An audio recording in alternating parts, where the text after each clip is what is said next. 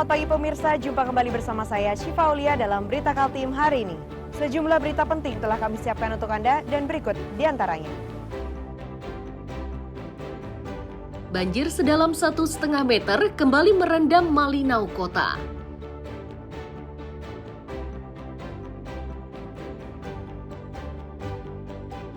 Warga Lingkar Tambang di Berau tuntut keadilan kepada pemerintah kabupaten.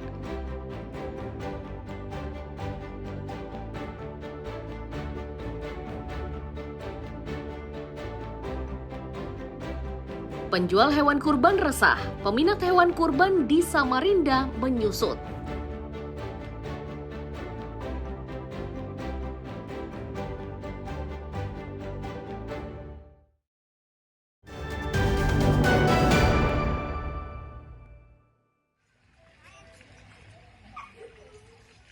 Banjir yang diduga akibat luapan air dari Sungai Mentarang dan Sesayap kembali terjadi di Malinau Kota. Kali ini 18 RT di Desa Malinau Ulu yang terendam dengan kedalaman hingga 150 cm. Dampak banjir menyebabkan warga kesulitan beraktivitas. Mereka yang tetap memaksa keluar dari rumahnya harus berhadapan dengan genangan air. Warga menyatakan banjir di wilayahnya sudah 3 kali terjadi dalam kurun waktu kurang dari 1 bulan. Musibah yang tidak dikehendaki itu tidak hanya menyusahkan, namun juga menyebabkan pelaku usaha merugi lantaran tidak ada pembeli yang datang.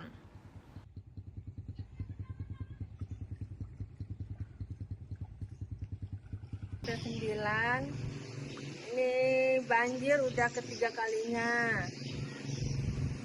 Ya kalau bisa mudah-mudahan jangan ada lagi banjir. Soalnya saya udah 3 kali nih banjir, baru aja bersihin, udah banjir lagi. Ya mudah-mudahan di hulu nggak ada hujan lagi. Jadi biar kami nih nggak kebanjiran. Mana saya kan jualan. Kalau jualan otomatis orang kan nggak mau beli lagi, soalnya banjir.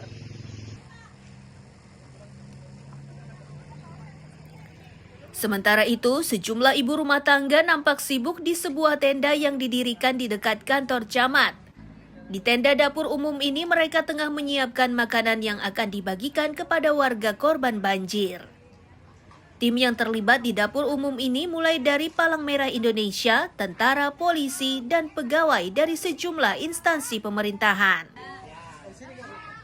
Hari ini kembali terjadi banjir di Kecamatan Malinau Kota dan ketinggian air, debit air cukup tinggi sehingga kami harus mengambil inisiatif untuk membuka dapur umum seperti yang terlihat di belakang.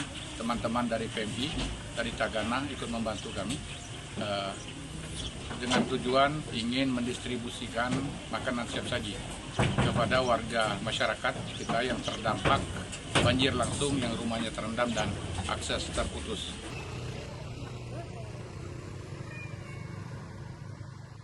Meski kebutuhan terpenuhi dengan hadirnya dapur umum, warga tetap berharap banjir segera surut dan tidak lagi terjadi, sehingga mereka tidak lagi kesulitan beraktivitas.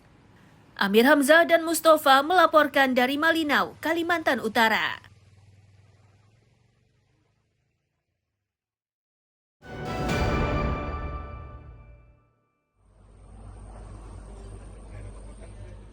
Pencarian anak tenggelam di muara Sungai Jembatan Bongkok Tarakan masih terus dilakukan oleh tim gabungan di bawah kendali Basarnas.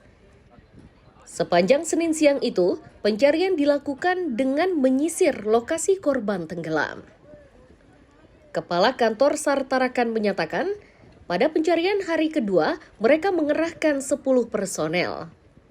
Sedangkan alat bantu yang digunakan mulai dari rigid inflatable boat, yakni perahu sejenis sekoci, dan Aqua A atau alat pendeteksi korban tenggelam.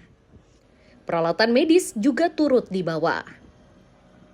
Sejauh ini hambatan pencarian, yakni pasang dan surut air laut, serta tiang penyangga bangunan di kawasan pesisir. Petugas menduga tidak menutup kemungkinan korban tersangkut di sela-sela tiang bangunan tersebut. Yang 2 rekannya ini selamat. Itu selamat. Kita karena dengan luas area pencarian tadi 10 nautical square dan kita fokuskan untuk di lokasi LKP kemarin waktu kejadian, karena di situ juga ada pengaruh dari arus air pasang surut, sehingga kita juga harus kerahkan anggota lebih banyak karena ditambah tadi luas area yang tambah luas dan penambahan anggota diperlukan. Demikian. Kalau untuk alutsista sendiri yang digunakan apa aja? Tadi ada satu unit rescue boat, ada 2 unit, kemudian RB rigid inflatable boat 1 unit. Di hari kedua pencarian, wilayah evakuasi diperluas hingga radius 10 mil laut.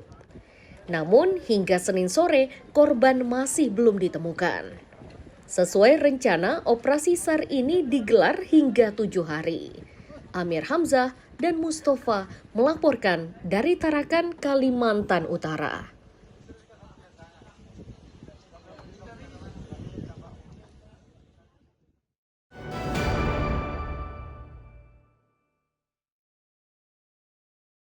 Rian dan Arya ini merupakan warga sepinggan Balikpapan. Keduanya pun berstatus sebagai kakak dan adik. Keduanya kini telah ditetapkan menjadi tersangka perkara narkoba jenis obat keras jenis ekstasi. Bersamanya disita barang bukti pil ekstasi sebanyak 83 butir. Kasat Res Narkoba Polresta Balikpapan menyatakan kedua tersangka ditangkap di rumahnya pada Selasa 20 Mei dini hari. Kepada polisi, kedua tersangka mengaku jika barang bukti tersebut didapat dari rekannya berinisial T asal Samarinda. Rencananya, pil ekstasi ini akan diedarkan di beberapa tempat hiburan di Balikpapan.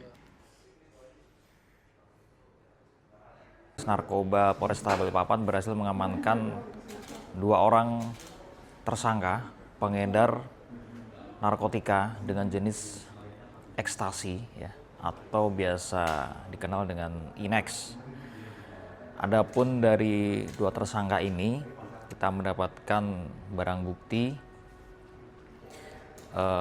sebanyak 26 butir plus 57 butir atau total 83 butir dengan berat sekira 26 gram.